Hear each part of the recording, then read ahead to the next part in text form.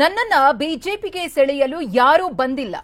DCM DK Shivakumar ಅವರು ಹೇಳಿದ್ದು ಸುಳ್ಳು. ನನ್ನನ್ನ ಬಿಜೆಪಿಗೆ ಸೆಳೆಯಲು ಯಾರೂ ಕೂಡ ಬಂದಿಲ್ಲ. ಡಿಸಿಎಂ ಡಿಕೆ ಶಿವಕುಮಾರ್ ಅವರು ಏನ್ ಹೇಳಿದ್ರು ಅದು ಸತ್ಯಕ್ಕೆ ದೂರವಾದ ಮಾತು, ಅದು ಸುಳ್ಳು ಅಂತ ದಾವಣಗೆರೆಯಲ್ಲಿ ಶಾಮನೂರು ಶಿವಶಂಕರಪ್ಪನವರು ಹೇಳಿಕೆಯನ್ನ ಕೊಟ್ಟಿದ್ದಾರೆ.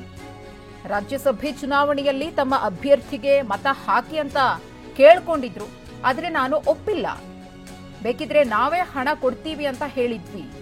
ದಾವಣಗೆರೆಯಲ್ಲಿ ಶಾಮನೂರು ಶಿವಶಂಕರಪ್ಪನವರು ಹೇಳಿಕೆಯನ್ನ ಕೊಟ್ಟಿದ್ದಾರೆ. ಈ ಮಾತನಾಡೋದಕ್ಕೆ ಕಾರಣ ಡಿಕೆ ಶಿವಕುಮಾರ್ ಅವರು ಶಾಮನೂರು ಅವರಿಗೆ 50 ಕೋಟಿ ರೂಪಾಯಿ ಆಫರ್ ಅನ್ನ ಕೊಟ್ಟಿದ್ದಾರೆ ಅಂತ ಹೇಳಿದ್ರು. ಅದೇ ವಿಚಾರವಾಗಿ ಸ್ಪಷ್ಟನೆಯನ್ನ ನೀಡಿದ್ದಾರೆ. ಬಿಜೆಪಿ ಯಾರ್ಯಾರಿಗಾರ ಮಾಡಿರ್ತಾರ ನನ್ನ ಬಂದಿಲ್ಲ, ನಿಮಗೆ ಮಾತಾಡಿದಾರೆ ಅಂತ ಹೇಳಿದ್ರು ಸರ್ ಅವರು. ನಾನು ಹೇಳಿದ್ ನಿನ್ಗೆ ಅರ್ಥ ಆಗ್ತಾ ಇಲ್ಲ.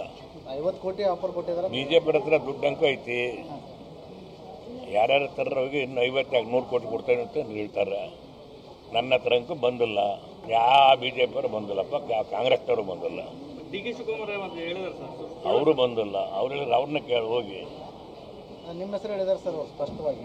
ನನ್ನ ಹೆಸರು ಹೇಳಿದಾರೆ, ಅವ್ರು ಹೇಳಿ ಸೆಕ್ರೆಟರಿನ ಕೇಳಿದ್ವಿ, ಅವ್ರು ತಾಂಡಲ್ಲಿ ಬಂದಿಲ್ಲ ಅಂತ ಅವ್ರ ಹತ್ರ ಅಂತ ಹೇಳಿದ್ವಿ.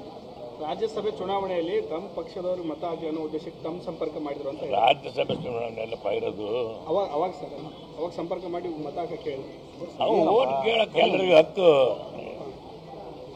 ಬಂದಿರ್ತಾರೆ, ಆಪೋಸಿಟ್ ಪಾರ್ಟಿ ಬರ್ತಾರೆ, ಓಟ್ ಕೇಳ್ತಾರೆ, ಹೋಗ್ತಾರೆ. ಅವೆಲ್ಲ ಸುಳ್ಳು, ಸುಮ್ಮನೆ ಹೇಳ್ತೀನಿ. ಡಿಕೆ ಶಿವಕುಮಾರ್ ಅವರು ಸುಳ್ಳು ಹೇಳಿದ್ರೆ ಸರ್ ಹಾಗಾದ್ರೆ? ಅವ್ರನ್ನ ಕೇಳಿ ಸುಳ್ಳು ಹೇಳಿದ್ರೆ ನಂತರಕ್ಕೂ ಬಂದಲ್ಲಪ್ಪ ದುಡ್ಡು ಬಂದು ಬಾಳ ತಾಂತಿದ್ದು, ನಾನು ಎಳಿಸ್ಕೊತಿದ್ದೆ ಎಲ್ಲ. ಮುಂದೆ ಅವ್ರು ರಾಜ್ಯಸಭಾ ಚುನಾವಣೆ ಎಲ್ಲ ಕೇಳಿದ್ರು, ಓಟ ಸಹಾಯ ಮಾಡ್ರಿ ಅಂದರು. ದುಡ್ಡಿನ ಸಹಾಯ ಬೇಕಾದ್ರೆ ಮಾಡ್ಕೋಪ್ಪ ಅಂತ ಹೇಳಿದ್ವಿ. ಓಟಿನ ಸಹಾಯ ಇಲ್ಲ, ಓಟು ಇಲ್ಲ ನೋಡೋಕೆ ಇನ್ನು ಐದು ಟೈಮ್ ಯಾಕೆ ಮಾಡಿ ಹೋಗಿ ಸಿದ್ದರಾಮಯ್ಯ ನೋಡೋಣ. ನಿಮ್ಗೆ ಭಾಳ ದಿವಸದಲ್ಲಿ ಸ್ವಲ್ಪ ದಿವಸ ಗೊತ್ತಾಗತ್ತೆ.